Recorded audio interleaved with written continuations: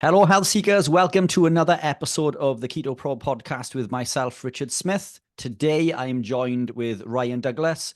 Ryan is the owner of Health Wealth. He helps people with chronic illness and disease, helps them with nutrition and health and well-being. Ryan, welcome on board. Hi, Rich. How you doing? Really happy to be here.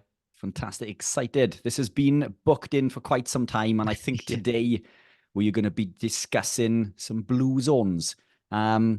Before we get into that, do you want to tell the listeners a little bit about yourself? Yeah, sure. Yeah.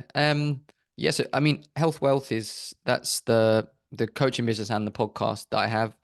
Our main aim, especially with the podcast, is just to educate people, because I think, I found on my journey, and I'm sure most people do, that you have to just relearn everything. Everything we're taught is wrong, and you have to start over. So with the podcast, we're just trying to educate people and start to open their eyes to the truth about nutrition and health and things like that, which obviously is, as we know, very different to what we're taught.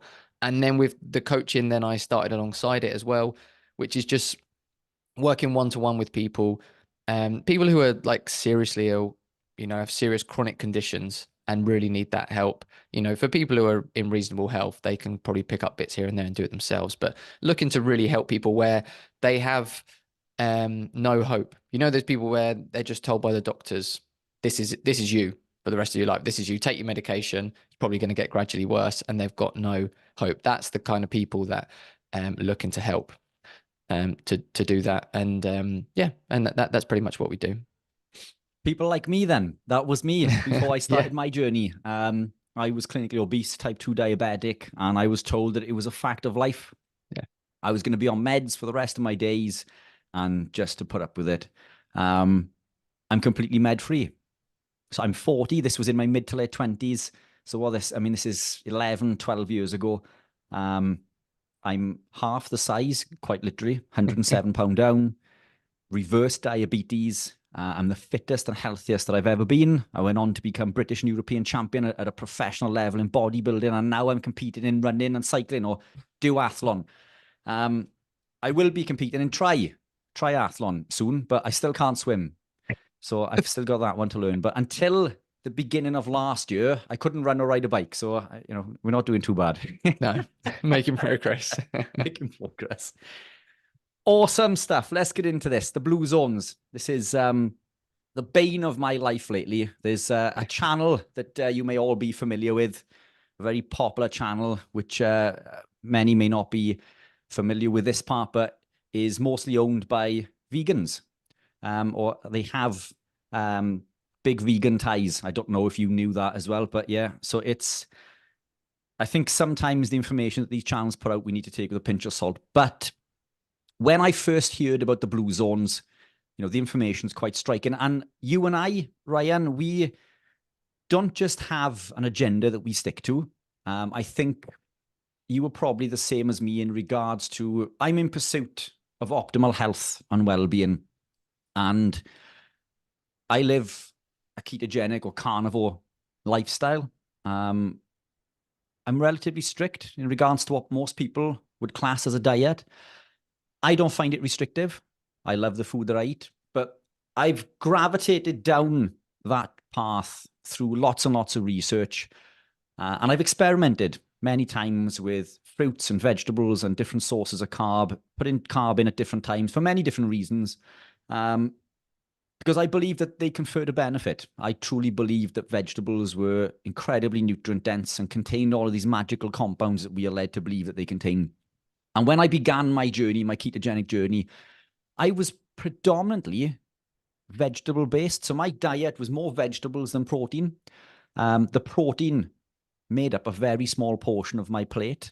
Yes, I still had it in, but I was making my kale and spinach smoothies with turmeric and black pepper every day, and I felt amazing. Way better than I'd ever felt prior to that. But through laziness, I stopped cooking vegetables and just ate meat for probably the better part of 6 months, because boiling eggs and frying a steak is so easy. Steak or beef is the original fast food, isn't it? I don't think there's anything else that can cook quicker than a piece of steak, especially the way that I like it. So I keep saying laziness, but it's been busy, but we're all busy. So I ate animal proteins, beef, eggs, cheese, maybe, and other meats as well, predominantly for 6 months. And I felt better than I'd ever felt before. And this led me down the journey of investigating the nutrients in food, in vegetables, the vitamins and minerals, and looking into all of these so-called magical compounds that exist within. And I was shocked because every plant on the planet is poisonous to a varying degree. Yes, we can consume some, but they all contain toxic compounds. So I removed them. I kept them out.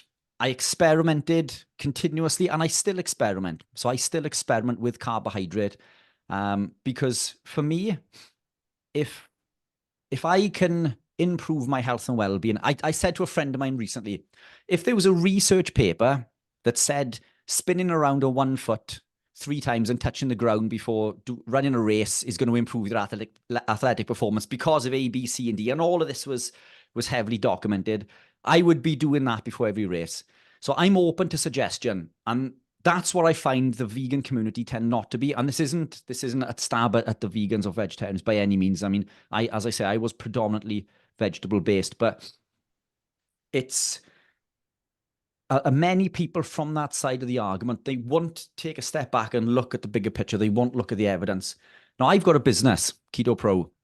So people think that I'm wedded to this lifestyle. But the fact of the matter is, if I was to say to somebody, living a ketogenic or carnivore-based lifestyle long-term is bad for you, but it confers a massive benefit if you cycle it every few months, that would be an easier sell than telling people that living this way is the creme de la creme. I would probably double my business in by telling people this. I don't tell people that because it's not true. And this is the difference between you and I. We are truth seekers and we look for the evidence. So when I first discovered the blue zones, I began to look into it quite deeply. You didn't even have to look very deep, I'll be honest. And we'll go through some of this as well. But for the listeners, I've written down a little brief description of what the blue zones are. So the idea of the blue zones didn't exist before 2005. It was invented by Dan Butner, a journalist who coined the term the blue zones, and it was since been trademarked and I think sold, and you may know more about this, been sold to the Seventh-day Adventists of America, who are a religious group who advocate for a vegan-based lifestyle. I'm not against that. I own a brand, Keto Pro, and I believe in it. So if somebody wants to own a brand because they believe in it, then that's fine. I'm not against that at all. But basically, the premise behind the blue zones is that these 5 locations within the world, which off the top of my head contain Sardinia, which is in Italy, Ikaria in Greece, Loma in California, Okinawa in Japan, and Costa Rica, I think, is it somewhere in Costa Rica, I'm sure you will know. And basically, the people living within these locations have the highest rate of centurions. That they live the longest within the world. And it's said that their diet is predominantly, or if not exclusively, vegetable-based. So let's break this down. What can you add to that, right? Yes. Yeah. I think there's actually, more than, there's now more than 4. I think 5 was the original amount of blue zones, but I think there's more now because, like you said about they've patented it or whatever, but yeah, you actually can apply, places can apply to be part of it. So it's not given out on merit. You can apply to become a blue zone, and it's seen as like a market. I don't know if they have to pay. They probably have to pay as well to see it. So yeah, definitely. It's a marketing push. And same as you, when I first heard about it and you hear people talk about it, it sounds great. But yeah, like you said, it's not even hard once you dig into it. And I could be wrong, but I'm pretty sure that Dan Butner, wherever his name is, who originally wrote it, I don't think he ever physically visited any of the places. But I could be wrong, but I don't think he actually went there. He just used data and questionnaires for it. I don't think he ever actually went and stayed with the people in the areas. So that's already a pretty bad footing to go off. Yeah, that's not a good start. That's not a good start. So what else can you add to that before? And I think if you've got anything else to add, we can, we'll get into that, and then we can look at these places individually, possibly working backwards from the lowest to the highest for me, because I think the last place that I wanted to mention is the most striking. But what else has your research uncovered, right? Yeah, so I mean, one of the things that came out about the blue zones as well is that they're not actually as long-lived as was originally made out. So that, you know, a lot of the places didn't have great birth and death certifications. And once that was kind of introduced, I think in most places the amount of centenarians halved, I think. So they're not, I mean, there are benefits to them, which I'm sure we'll discuss some of the things they have, but they're not actually as amazingly long-lived as was kind of first painted out by it. Yeah, which is shocking. Which is shocking. Yeah. Yeah. Okay, which order do you want to do this in? Right, I was thinking of maybe looking at Ikaria. I mean, Loma Linda is the hub, isn't it, of the Seventh-day Adventists of America. You know, they are against. In fact, I think all of the other regions contain or consume, without bursting the bubble, but we will get to this. They all consume, you know, X amount of meat, let's say, from beef and pork, with the exception of Loma Linda. But what I would argue there is also a good social network is very important. Weather and sunshine is also very important. Lifestyle in general, lack of stress. There's lots of contributing factors, isn't there, to health and well-being. And I'm not saying you can't live a lifestyle eating, you know, vegetables. I just don't think it's optimal. And I think it could be dangerous if you consume more of the toxic compounds than others. I mean, some are less toxic than others. But have you got any information on Loma Linda, or do you want to move on to Ikaria? Yeah, no, we can talk about that one quickly. It's I mean, with Loma Linda, like you said, lifestyle's a huge part. That crops up in every single blue zone when we talk about the benefits. Lifestyle's a huge thing, community, and you know, they're going to be in as well. Again, we don't want to give away everything, the benefits they've got, but you know, again with Loma Linda, they're not going to be eating as processed and rubbish a diet as most people are. They're eating cleaner, just not animal foods. But even that's not completely true. So in surveys done, only about 8 to 10% of the Seventh-day Adventists actually stick to the no meat part of their belief or origin. So the majority of them are actually eating some, probably not loads, but the majority of them are actually eating some. It's one of those things where, you know, the really strict religious ones probably have no meat at all, but most of them actually do still eat it. So you know, it's again, it's kind of, they're saying fully plant-based, but you know, they're not fully plant-based. It's another one of those things. And as you say, the lifestyle plays a huge part there. So you have to take that into account, and the fact that they're not actually fully plant-based. And I think one of the things as well, I think it might be Dr. Chafee who's talked about this, that down the road, not that far from Loma Linda, there's also what are they now? They're another kind of version of they're not Seventh-day Adventist. There's something else, but they do eat meat, but they have a similar community, similar lifestyle, and they live to a similar age. But they eat plenty of meat. I can't now remember what kind of sect or thing they are. But yeah, so it's not the plant-based that's doing it. It's more their lifestyle. Yeah. And the area, obviously, Yes. you know. But that's it. Yeah. So what type of meats, when you say that there's a percentage who are not sticking to fully plant-based, what type of meats do you think that they're eating? Is it, you know, do you think it's fish and chicken, poultry, or do you think there is red meat going in there potentially? I'm not too sure. It didn't really ask what it was. It just said that only 8 to 10% were strict with the no animal products. So the rest of them would be in, you know, some meat. So eggs probably. I mean, you get a lot of them. You know, even with like vegetarians, they still have eggs, don't they? Because they know they need that. It's only the vegans that try and go that extreme with nothing. So yeah, unfortunately, it didn't actually say the specific meats they ate, but I would imagine a decent range of things. Yeah, that's a low percentage, mind, isn't it? 8 to 10%. I mean, that's, you know, that's not the predominator, is it, by any No, means? it's not the majority.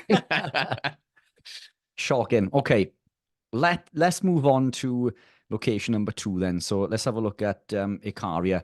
What information have you got on Ikaria? I've got some bits here to show, but let's go through yours. Let's go through what you have there.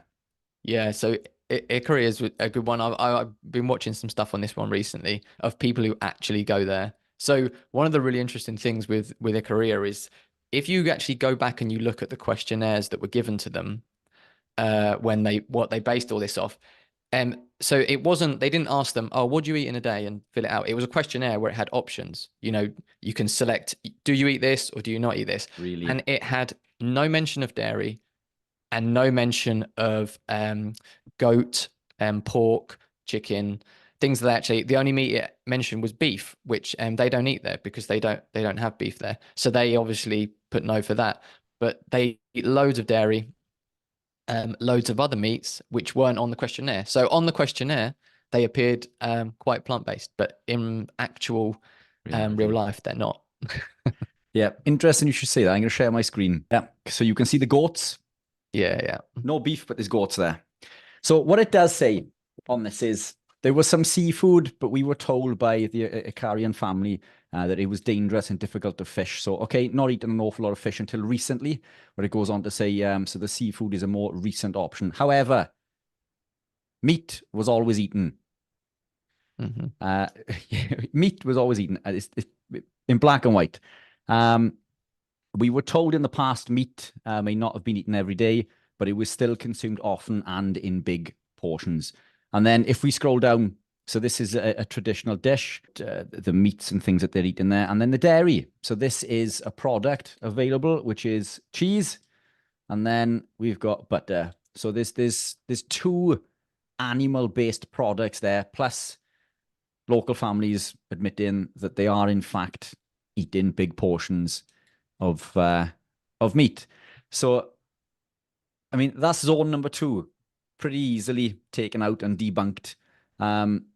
And I'm shocked because looking at this information, it didn't take me long to find these pieces, and you've just found that questionnaire, which is incredible. I mean, that is pure market manipulation, isn't it? You know, how can someone fill a box or tick a box that isn't on that piece of paper? It's it's shocking. Yeah, we really enjoyed I don't know if I'm pronouncing it right, but Ikaria. How are you pronouncing that, right? Ikaria, but that's just Ikaria. how I've heard other people pronouncing it. So I mean, we could all be wrong. It sounds good to me. So the Ikarian goat meat and its flavor, though we met Ikarians that didn't like it, but still ate other kinds of meat. So I mean, you know, this is off. And there's lots of other bits on here. The title for this is the truth on Ikaria Blue Zone diet in Greece, and that is available online. And I'll put the link to that in. And there's lots of really good videos in there as well, which show how they use the lard and all sorts for cooking and stuff in there. We'll pop that in the link below. So I mean, right, quite easily, you know, we've taken down 2 of those zones already. Have you got anything to add to that one before we move on to Sardinia? No, I think that's fine. That one, it's again, it's a really good one to watch. Is Mary Ruddick. She's got some stuff in it because I think she was in Greece for a while, and I'm actually going to do a podcast on it coming up soon because my podcast co-host is Greek origin, Barry, and he's seen some stuff about it. And you know, if you know Greek people, they love eating meat. You know, it's a huge part of what they eat. So we're actually gonna kind of do one on it and tear it apart there. And I mean, a lot of the vegetables as well that we think of as traditionally Greek are not. They've only been there very recent times, like tomatoes and things like that, which people think are a huge part. They've only been there for say 40, 50 years. They're not a traditional food from that area. Yeah, shocking. I look forward to seeing that. So Sardinia, what have you got me on for me on Sardinia? So Sardinia, I think, is very similar to Ikaria in that they only asked them for certain foods and certain questions again, which made them able to manipulate it. And a really interesting one for Sardinia is that they said on the questionnaire that they only eat meat about once a week. And if you go to Sardinia, and you actually go and see the people in these places and who are living traditionally, they will tell you that they only eat meat once a week. But to them, eating meat is where they have this massive barbecue of all these foods, and they have all the family round and eat all this meat. That's eating meat to them. But then every day they actually eat meat with every meal as well. But they just don't class that as eating meat because it's just what they do every day. So they answered what they thought was honestly on the questionnaire, and then it was taken as you eat meat once a week. But really what they meant was they have a big gathering and eating meat. And that's easy to find out again by just going and watching videos of the experience of people who've actually been there. Yeah, that's shocking. And that sounds quite like the last place that I want to go to on this, but we'll save that because that sounds quite similar to tradition of another location. I'm going to share my screen. So this is Sardinian diet analysis for longevity review, review of the literature. So it says there, due to the island's isolation, the genetic traits of Sardinian people have shown that they are direct descendants of their ancestors. So to survive during times of food and scarcity, many famine foods were created. So acorn bread, okay, that's not meat. Containing clay, yeah, okay. Cheese, all right. Well, cheese sounds quite animal-based to me. Soft cheese with worms, which to me sounds animal-based, or at least there's certainly traces of cheese. To me, is one of the most nutrient-dense compounds on the planet in regards to, I know we live a stricter lifestyle, but cheese is pretty close to a protein ratio in regards to protein and fat. Similar fat ratios and similar amino profile to proteins because it comes from animals.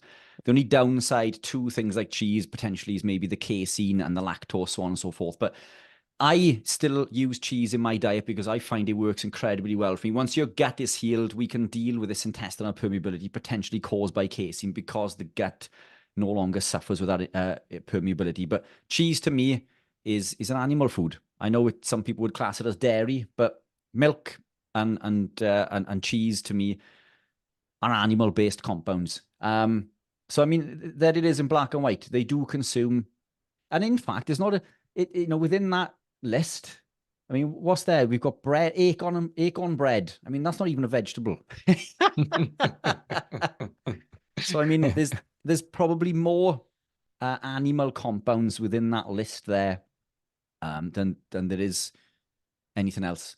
So I mean, basically, that's location. What's that? Location number 3. Quite easily debunked, and all of this information is easy to find. You don't have to dig very far for it. Okay, let's go on to, where are we on the list?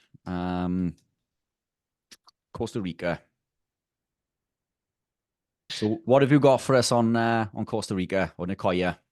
So this is one of the ones I know the least about, this one, but it's, again, you have to look at their lifestyle, the amount of sunlight they're getting, and the fact that where they eat, they might eat a good amount of fruit and things like that.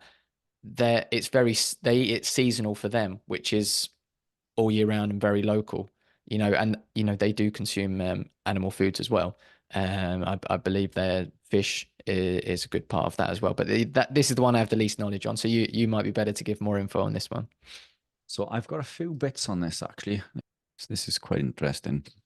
So this is a study looking at the longevity of the island for elderly males.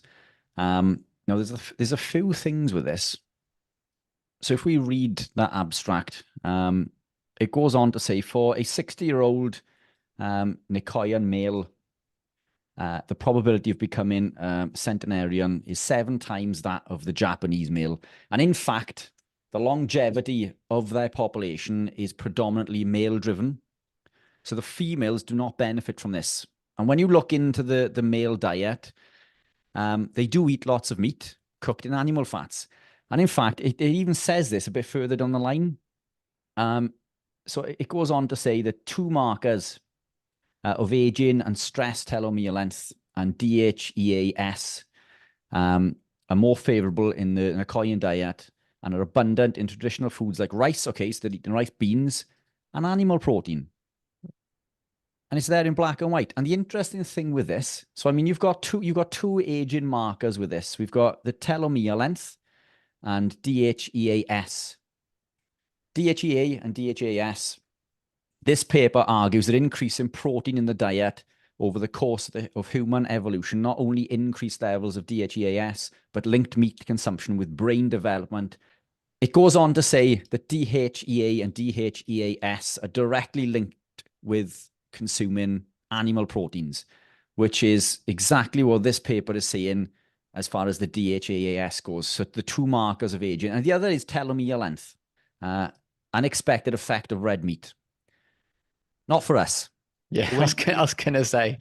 Is it really that unexpected? So after analysis obtained, data was found that only, and I'm going to re-highlight this in blue, only red meat consumption was associated with the relative length of the telomere.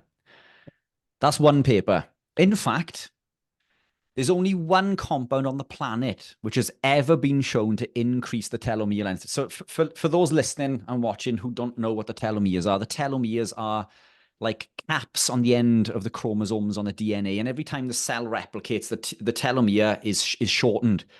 And that's directly linked with longevity. So the more that these telomeres are shortened, the closer we are to end of life. One compound on the planet has ever been shown to increase telomere length. And I found two papers to support this, and that is red meat. Red meat is the only compound. And again, if I share this one, higher intake of red meat was significantly associated with longer telomere length. I mean, that is incredible. So I'm going to pop the links for all of these in the talk in the comments below. But I mean, that comes back exactly to what this report on their diet is saying. So it clearly states increase in DHEAS and telomere length, which we now know is directly correlated with animal proteins. And it even says that the diet contains animal protein. So, I mean, what's that? Is that location 3 or 4? I'm losing count. That's number 4. That is because we're ticking these off so incredibly quickly. But it's shocking, isn't it? Yeah, it's incredibly shocking. So it is. I've left this one to last, because for me this is the most striking. But Okinawa is one that's often touted as being, having one of the biggest or longest living lifespans in the world, and having a heavily, if not purely, vegan or vegetarian based lifestyle. And I think what we're going to show people in this is going to shock many people. But what have you got to throw to us in regards to Okinawa? Yeah, so like you said, it's an interesting one. It's very manipulated, this one. So I think they try and portray that the majority of their diet is sweet potato, and not that much else. But the data that shows that is just after the Second World War had finished and they'd been decimated. So that they've always had huge amounts of pigs. So, pork's one of the things that they have. They cook everything with lard. And after the Second World War, it was decimated. And in order to survive, they were eating a lot of sweet potato. And that's when they happened to be there getting data. And that's what he used. That's like I say with that Dan Butner. He didn't go and visit these places and say, what are you eating now? He just looked at historical stuff. Oh, okay. It said when someone went there in the 60s, they were eating sweet potato. So we'll put that down. So he's cherry picked data that suits his story, and he's gone with it. So yeah, that's why people say they eat loads of sweet potato, but they don't. And pork is, I think, pretty much their main food source. So they cook everything in lard, loads of lard. They all have pigs. They all keep their own pigs, which is another thing as well. Which I was going to say before about the dairy. Where places have dairy and eat lots of dairy, they ferment it in a traditional way before eating it. They're not eating dairy like we have in the Western world, and that's important. And the same with the pigs.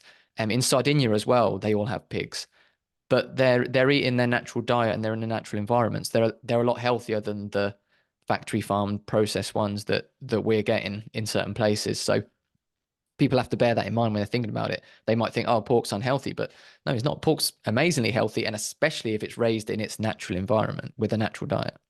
Yeah, spot on. I completely agree.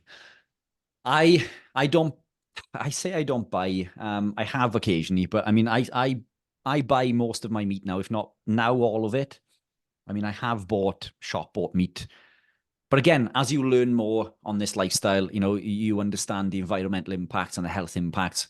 I'm not saying these things don't go on. And these vegan programs that are aired and make it look like we are, animals killing these animals. And it is quite distressing, but I don't support that way of animal farming anyway. I don't support caged animals, the cows and the lambs and the sheep, because I'm into mutton lately. Okay. Which is harder to come by, but it's doesn't taste as nice as lamb. But again, look, I'm a lover of animals. I would rather eat an old sheep than a young one, So I am trying always to make these better steps, but it's a lot harder and it's way more expensive. Surprisingly, you'd think it'd be cheaper.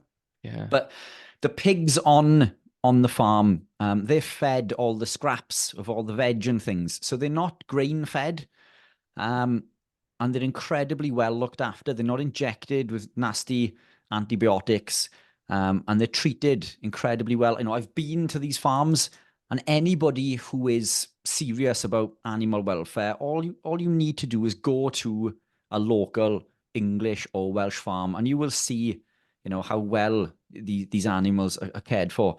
I don't buy supermarket meats because, the animals may be caged. They may be grain fed, but the local farmer, why would he pay for grain when he's got a field full of grass for free? It doesn't make sense, does it? And I know this is different when we go to America because, they are predominantly grain fed there. And a lot of the grain that's grown in the world, the vegans would argue that it's used for feed for caged animals. But again, this is where, I think vegans and our community, we have the same things in mind. When I look at why a vegan becomes a vegan, it's for three things. One is animal cruelty. The other is environmental impact. And the other would be nutrient density. And this is exactly why I'm carnivore. I care about all of those things, but my research has shown me that there's less. In fact, it's not just less damage to the environment. The carbon is sequestered through regenerative farming techniques. And studies have shown this. And I did a podcast recently with Stephen Thomas, and we went through all the data. Regenerative farming techniques sequester carbon. So they're actually carbon negative. It's not like burning fossil fuels, because new carbon is created from burning these fossil fuels and new carbon is put into the atmosphere. But when we use a regenerative farming technique, the cows eat the grass, they poop it out and methane comes out and that goes into the atmosphere, turns into carbon dioxide. And then the plants use that for photosynthesis. Photosynthesis, yeah. Yeah. And then the cows eat the plants and then it comes back out again and that feeds the microbes in the ground, which allows the grass to grow, which the cows eat. And it's just this continuous cycle. No new carbon is created. And that's the difference between burning fossil fuels compared to using a regenerative farming technique. And this is why I support local butchers and local farms. The butcher that I buy, my week's supply of food from is less than a mile away. And their farm, because they own their farm, is probably 5 minutes down the road again. So within 6 miles, my food is living happily and is, has a very good life, looked after incredibly well, and then doesn't travel very far, and a lot less damage to the environment to me and to the animal is caused. Is way less. If I was to live a strict lion diet, that one animal is enough to feed me for a year, over a year. If you lived a slightly less strict lifestyle, then that may be 3 or 4. But even the strictest vegan, the food produced with them, looking at the best evidence in their favor, is 21 times higher, and that's quite astonishing. So yeah, I think we're all in this for the same reason, but the middle ground, that is where I think we need to target our efforts rather than fighting against each other. I posted this podcast recently and all I've had is a boost from the vegan community. And it's like, look, I've put this out there. Just listen to the evidence, go away and research it. don't just dismiss it. You know, if you find holes in it, by all means, come back and tell me, and I'll look into it again. But just look at the data, take a step back and think, you know, question things. Have you got this right? You know, is there any truth? And I encourage that. I don't want you to take my word for it. I want you to go away and think about that information. And that is the start, I think, of how things can improve. Most carnivores I know were once vegan. They've gone down that rabbit hole. They were this person, and then somebody showed them a piece of information, and that was the catalyst that began them on their journey in regards to looking into the truth behind these things. But as you say, pork is highly nutrient dense. Yes, farmed pork, maybe not so much, but pork is, in fact, I mean, lard is one of the things that is known to reduce deuterium within the body. Lard, when tested, compared to olive oil, is like 3 times less oxidative than olive oil, which is astonishing, really. You know, it's saturated fats, and it gets better again, isn't it? You know, butter, tallow, lard, ghee, but the lard itself is still incredibly healthy, yet we're told the opposite. I'm going to share this now in regards to what you've just said. So this is research done on the elderly Japanese. Nutrient intake of 94 Japanese centenarians investigated between 1972 and 73 showed a higher proportion of animal protein to total protein. You know, I don't know what else to say. I mean, that's all you need to say. High intakes of milks and fats and oils have been favorable on tenure. It also goes on to say the proportion of energy from proteins and fats were significantly higher in the former than the latter. And part of this study goes on, and this isn't in there because this is just the abstract from the study, but I'm going to read this because this is from the study itself. So the food intake in Okinawa has been different from other regions in Japan. The people there have never been influenced by Buddhism. Hence, there has never been taboo regarding eating habits. Eating meat was not stigmatized, and consumption of pork and goat was historically high. The intake of meat was higher in Okinawa, and this was in the results, which they went on to say was unexpected. We did not find, and this is astonishing. The researchers of the study concluded was, unexpectedly, we did not find any vegetarian among the centenarians. You know, and that is brutal, isn't it? Yes. And as you rightly say, so in fact, let me go on to the next one. So we'll take a look at this. So what this shows is exactly what you said. According to the Okinawan government records, the pig population dropped from more than 100,000 pigs before the war to a little under 800. And that's where they all went. I mean, as you say, the war came around, there was a lot of famine, and they were consuming these foods, and this is where the data was taken from. And it also goes on to say that traditionally, pre-World War II, the Okinawa diet consisted of everyday diet and a festival diet. And basically what the research concluded, that they based it on the everyday diet, which makes it sound like, all right, okay, well, you know, the festival diet isn't very common. But the festival diet, which was incredibly high in pork and goat, made up 120 days of the year. You know, that's 1 in 3 days of feasting on animal proteins, which would be more than enough to carry you through, 2 to 3 days. And as we know, you know, historically, they consumed lots of pig, lots of pork, and the fat from within. And there it is. I mean, I don't know what more we can add to this, but what I would add also, and I've made a note of this, is that Hong Kong also has one of the highest life expectancies in the world. And this didn't make the paper. This didn't make Dan Butner's research, because they are known for being one of the top contributors, one of the top 3 countries to consume meat per person within the world. So there are other locations out there that have high levels of centenarians that did not make the publication, or, you know, the one of these 5 or 6 or 7 countries, and the number is growing. But I mean, that's quite compelling data, isn't it?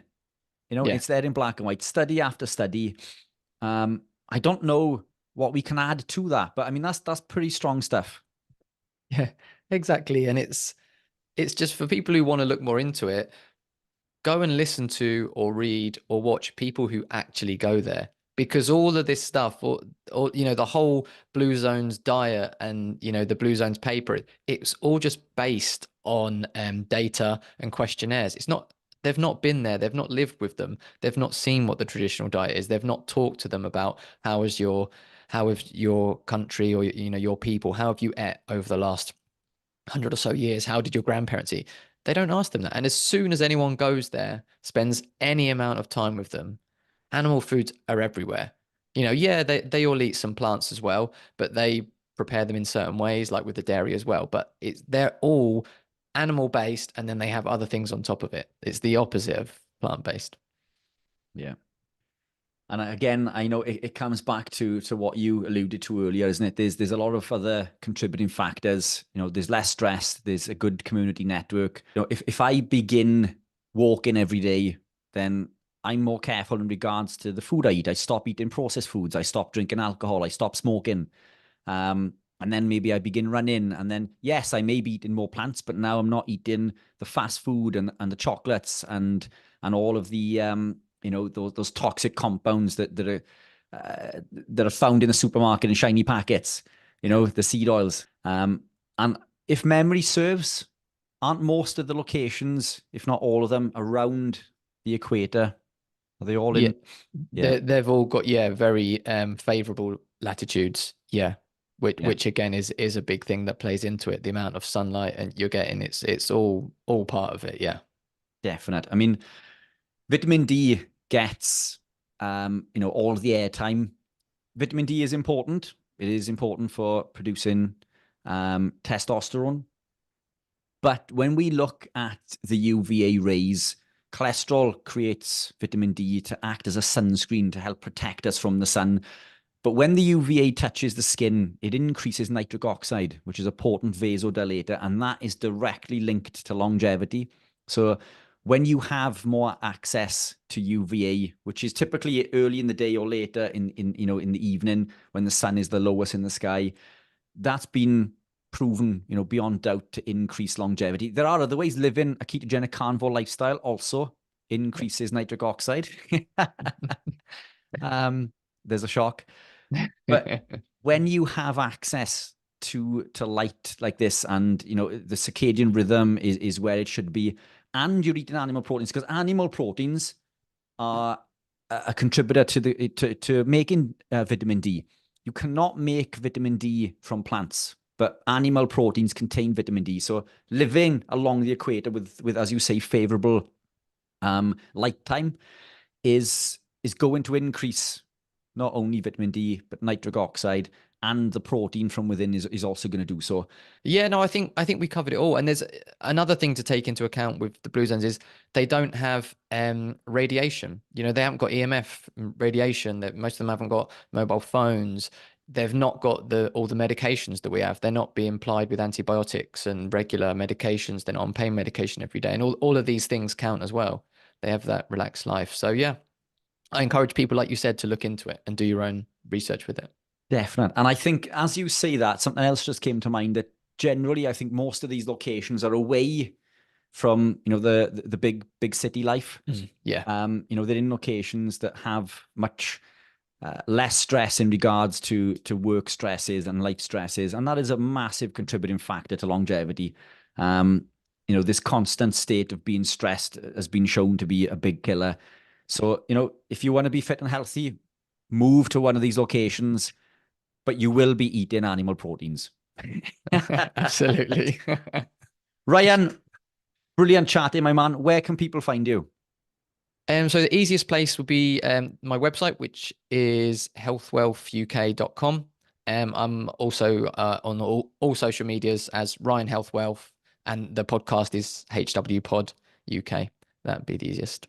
Fantastic, and I look forward to you releasing that new one with your Greek friend. Yes. But right, been an absolute pleasure, my man. Take care, and I will speak to you soon. Thank you for having me.